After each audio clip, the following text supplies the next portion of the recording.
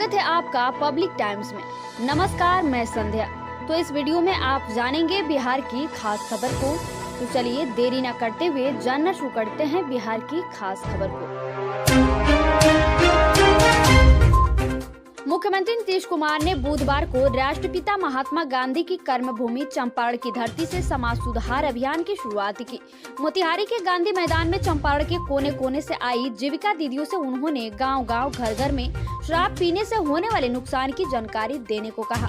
नीतीश कुमार ने जीविका दीदियों और सामाजिक कार्यकर्ताओं से हाथ उठाकर शराब नहीं पीने और समाज सुधार अभियान को लगातार चलाते रहने का संकल्प दिलाया। 1000 से अधिक की संख्या में पूर्वी और पश्चिमी चंपारण से आई जीविका दीदियों से उन्होंने कहा कि सिर्फ मेरे कहने से अधिक फर्क नहीं पड़ने वाला है। आप यहां से निकलकर घरों में जाकर बताइए कि शराब पीना खराब बात है। सीएम ने शराब को लेकर महात्मा गांधी द्वारा कही गई बातों की याद दिलाई। बिहार में पछुआ हवा की रफ्तार घटने से कनकनी में थोड़ी कमी आई है। पिछले 2 दिनों से न्यूनतम तापमान में 1 डिग्री की बढ़ोतरी हुई है। बुधवार को पटना का न्यूनतम तापमान 8.5 डिग्री सेल्सियस रहा। उत्तर भारत के पर्वतीय और मैदानी इलाकों में बारिश और बर्फबारी के असर है, जिसके कारण बिहार में ठंड बढ़ेगी। 2 दिन बाद पछुआ हवा और तेज गति से चलेगी। फिलहाल बिहार में और ठंड बढ़ेगी। तेजी से तापमान में गिरावट देखने को मिलेगा। केंद्रीय चयन पर्षद सिपाही भर्ती मामले में अभ्यर्थियों की मेडिकल जांच पीएमसीएच में शुरू कर दी गई है। वहीं बिहार पुलिस में सिपाही बहाली की शारीरिक दक्षता परीक्षा 28 जनवरी से आयोजित की जाएगी। बिहार पुलिस सिपाही भर्ती के फिजिकल टेस्ट के एडमिट कार्ड जारी करने की तिथि भी घोषित कर दी गई है। अभ्यर्थी इसे चयन पर्षद की वेबसाइट से डाउनलोड कर सकेंगे। बिहार पुलिस कांस्टेबल का फिजिकल टेस्ट नए साल में 28 जनवरी से शुरू हो जाएगा। पीईटी के लिए योग्य उम्मीदवार अपना प्रवेश पत्र पर्षद की वेबसाइट से डाउनलोड कर सकेंगे। केंद्रीय चयन पर्षद की आधिकारिक वेबसाइट www.cbsc.bihar.nic.in पर जाकर 5 जनवरी 2022 बुधवार से जारी कर दिया जाएगा। जिन अभ्यर्थियों को प्रवेश पत्र डाउनलोड करने में दिक्कत आएगी, उनके समस्या का भी समाधान तैयार किया गया है। केंद्रीय खाद्य प्रसंस्करण मंत्रालय आने वाले दिनों में बिहार के कई मिनी फूड पार्कों की स्थापना होने जा रही है। केंद्र सरकार बिहार में फूड पार्कों का एक बड़ा नेटवर्क तैयार करने की योजना पर काम कर रही है। बिहार में मखाना, लीची और केला पर आधारित उत्पादों पर विशेष जोर है, लेकिन आलू और मक्का में भी संभावना तलाशी जा रही है। केंद्रीय खाद्य प्रसंस्करण मंत्रालय ने इसके लिए सघन सर्वेक्षण का निर्देश दिया है। बिहार में इन नेटवर्क स्थापित करने के लिए भारत सरकार 10 करोड़ से लेकर 50 करोड़ तक का अनुदान देने जा रही है। सर्वेक्षण के जरिए खास इलाकों का चयन किया जाना है। कच्चा माल की उपलब्धता, गुणवत्ता, कोल्ड चेन नेटवर्क जैसे इंफ्रास्ट्रक्चर तैयार करने के लिए अनुदान के रूप में अच्छी राशि का प्रावधान है। पटना व नालंदा जिले के 1771 बिहार पुलिस कर्मियों का तबादला कर दिया गया है। पटना के पुलिस कर्मियों को नालंदा व नालंदा के पुलिस कर्मियों का पटना में स्थानांतरण किया गया है। यह कार्रवाई रेंज आईजी संजय सिंह ने की। इन पुलिस कर्मियों में सब इंस्पेक्टर, एएसआई, हवलदार व कांस्टेबल शामिल है। यह तबादला रेंज आईजी स्तर पर हुआ है और जल्दी बिहार पुलिस मुख्यालय स्तर पर भी कार्रवाई की जाएगी। बताया जाता है कि ये पुलिस कर्मी 5 साल से अधिक समय से जमे थे। इस दौरान इनका स्थानांतरण जिले में ही अनुमंडल स्तर पर हुआ, लेकिन जिले के स्तर पर नहीं हुआ था।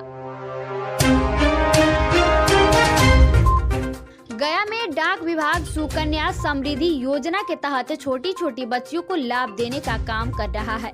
अब 10 साल से बड़े बच्चों को भी खाता खोलने के बाद लाभ दिया जाएगा। नए साल में डाक विभाग एक से बढ़कर एक योजनाओं का लाभ देगा। हर स्तर पर तैयारियां शुरू की जा रही है।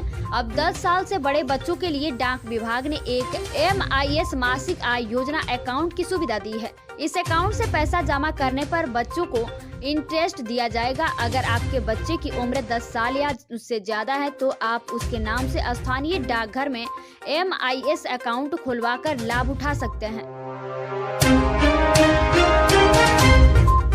दरभंगा में दलित नारायण मिथिला विश्वविद्यालय और डेटा सेंटर की लापरवाही की वजह से 25,000 छात्रों का भविष्य अधर में लटक गया है। डेटा सेंटर ने 20 लाख छात्रों का डेटा अपने पास रोक रखा है। ऐसे में स्नातक पार्ट 3 का रिजल्ट जारी नहीं हो पा रहा है। वहीं इस मामले पर कुलपति ने हाथ खड़े कर दिए हैं। अब यह पूरा मामला अदालत में पहुंच गया है। अब ऐसे में हजारों छात्र परेशान हो रहे हैं और रिजल्ट जारी करने की मांग को लेकर प्रदर्शन भी कर रहे हैं। उनका कहना है कि रिजल्ट नहीं जारी होने के कारण तकरीबन 1 लाख छात्रों का भविष्य अंधकार में है। जिले के खबड़ा बरमतपुर गांव में 1.32 लाख वोल्ट बिजली ट्रांसमिशन टावर पर एक युवक चढ़ा हुआ था। उसका करीब 26 घंटे तक चला हाई वोल्टेज ड्रामा। वह मोबाइल व मिठाई की मांग कर रहा था। घटना को लेकर ग्रामीणों की भीड़ जुटी हुई है। इस घटना ने लोगों के मन में हिंदी फीचर फिल्म शोले की याद ताजा कर दी। सूचना पर बिजली विभाग के साथ प्रशासन व पुलिस की टीम भी वहां पहुंच गई है। लाख मनाने की कोशिश के बावजूद युवक करीब 70 फीट ऊंचे इस टावर से नीचे आने को तैयार नहीं हो रहा है। वह टावर से ही मोबाइल और मिठाई की मांग कर रहा है। लोग इसकी इस मांग को पूरा करने के लिए मिठाई और मोबाइल भी दे रहे हैं, मगर वह नीचे आने को तैयार ही नहीं है। इस घटना के बाद से बिजली की आपूर्ति बाधित कर दी गई है। जलवायु अनुकूल खेती पर दरभंगा के 5 गांवों के करीब 670 किसान समृद्धि किसानी की तस्वीर पेश कर रहे हैं। सरकार की महत्वाकांक्षी योजना जलवायु अनुकूल खेती के तहत जिले के 5 गांव जले, रतनपुर, राड़ी, ब्रह्मपुर और सहनपुर के किसानों ने 1 साल पहले खेती शुरू की थी। इन गांवों में करीब 623 एकड़ में शून्य जोताई विधि से उन्नत खेती की जा रही है। इससे लागत काफी कम हो गई है। जोताई कम होने से खेतों की सेहत भी बनी रहती है। किसानों को बीज, दवा आदि मुफ्त दिए जाते हैं। इनके अलावा कृषि यंत्र उपलब्ध कराए गए हैं। इनमें 4 शून्य जोताई यंत्र, 2 happy seeder, multi cross treater, 3 tractor, 2 submersible pump है। प्रेम प्रसंग में और शादी के लिए लड़कियों के अपहरण के मामलों में पुलिस की कार्रवाई काफी ढीली चल रही है। परिजन महीनों थाने के चक्कर काटते हैं, लेकिन आधी से भी कम लड़कियों की पुलिस ढूंढ पाती है। मुजफ्फरपुर में इस साल अब तक जिले में 582 लड़कियों का प्रेम प्रसंग और शादी के लिए अपहरण हुआ है। इसकी FIR परिजनों ने दर्ज कराई है। अधिकांश लड़कियां खुद ही कुछ माह बाद शादी करके लौटती है। इनमें अब तक 230 लड़कियों का पुलिस सुराग नहीं ढूंढ सकी है।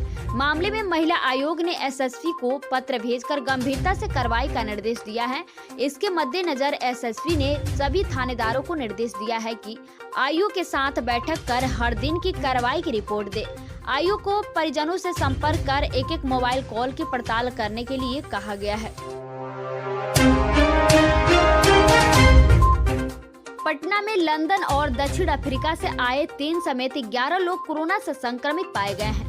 पिछले 10 दिनों में बुधवार को सबसे अधिक कोरोना संक्रमित मिले। रोहतास और समस्तीपुर में 2-2 तो वैशाली में 1 मरीज मिला तथा दूसरे राज्य से बिहार आए 1 व्यक्ति भी संक्रमित पाया गया। इन 4 जिलों को छोड़कर अन्य 34 जिलों में कोई भी नया मरीज नहीं मिला। इसके पूर्व राज्य में 14 दिसंबर को 16 मरीज मिले थे। उससे पहले 12 दिसंबर को 23 मरीज मिले थे। पटना संक्रमण के मामले में राज्य में पहले स्थान पर है। बिहार में अब सक्रिय मरीजों की संख्या 86 पहुँच गई है। एक दिन पहले यह 77 थी। पटना में 12 दिसंबर को 13 संक्रमित मिले थे। बिहार के राजकीयकृत एवं प्रोजेक्ट उच्च तथा उच्च माध्यमिक विद्यालयों में वर्ष 2022 में कुल मिलाकर 60 दिन अवकाश रहेगा। अवकाश के 5 दिन और इसमें जुड़े हैं। हालांकि ये रविवार है। माध्यमिक शिक्षा कार्यालय की ओर से निदेशक मनोज कुमार ने बुधवार को अवकाश कैलेंडर जारी किया। खास बात यह है कि अब तक इस कैलेंडर में राजकीय विद्यालयों को भी सहमति किया गया है। 5 रविवार को छोड़कर जो 60 दिन अवकाश के घोषित हुए हैं, उनमें 3 दिन निरीक्षण अवकाश के भी शामिल है। इसके अलावा बड़ी छुट्टियों में होली 17 से 18 मार्च पर 2 दिन, ग्रीष्म अवकाश के 23 मई से 14 जून, 6 दिन दुर्गा पूजा 1 से 6 अक्टूबर पर, दिवाली पर 2 दिन 24 से 25 अक्टूबर, छठ पूजा पर 4 दिन 28 से 31 अक्टूबर की छुट्टी शामिल है।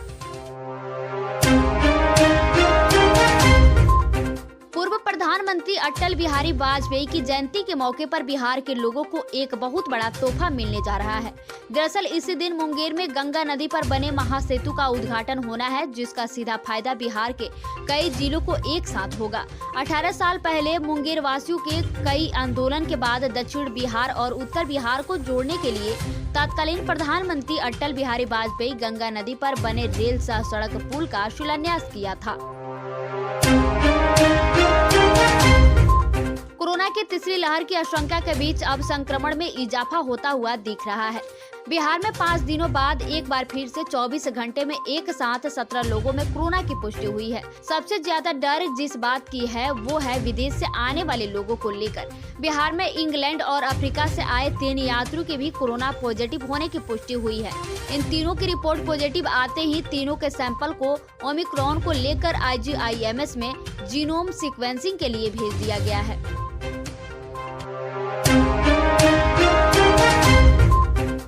लड़कियों की शादी की उम्र 18 से बढ़ाकर 21 करने के मामले पर बिहार में सियासत तेज है। विरोध दल के नेता जहां केंद्र सरकार के इस निर्णय के साथ खड़े नजर आ रहे हैं, तो वहीं NDA के मुख्य सहयोगी जदयू के नेता को यह कानून पल्ले नहीं पड़ रहा है। केंद्र सरकार ने देश भर में शादी की उम्र 18 से बढ़ाकर 21 कर दी है। इधर बिहार में मुख्यमंत्री नीतीश कुमार समाज सुधार यात्रा कर रहे हैं, जिसमें वह शराब, दहेज उन्मूलन और बाल विवाह जैसी सामाजिक बुराइयों के प्रति लोगों को जागरूक कर रहे हैं। तो वहीं जदयू के MLC गुलाम रसूल बलियाई को केंद्र सरकार का यह निर्णय समझ में नहीं आ रहा है। तो ये थी बिहार की खास खबर। वीडियो के अंत तक बने रहने के लिए आपको तहे दिल से धन्यवाद।